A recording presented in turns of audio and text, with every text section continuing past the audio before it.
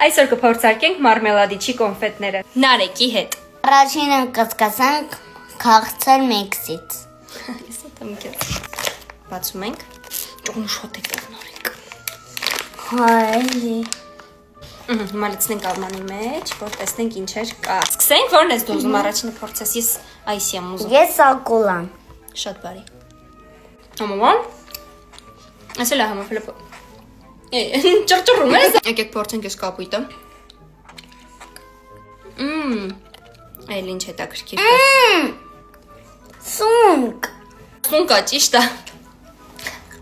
Այսինքն կտի։ Քաղցր միքսը իրականում ինձ շատ դուր եկավ, կարելի է գնահատել 10-ից 10։ 10-ից 10 լիմոն։ 10-ից 10 լիմոն կամ։ Հաջորդը կփորձարկենք թթու միքսը։ Դու սիրում ես թթուներ։ Ես էսի եմ ուզում, փորձեմ առաջինը։ Ես էլ էսի։ Ես կոլան եմ ուզում։ Ես էլ։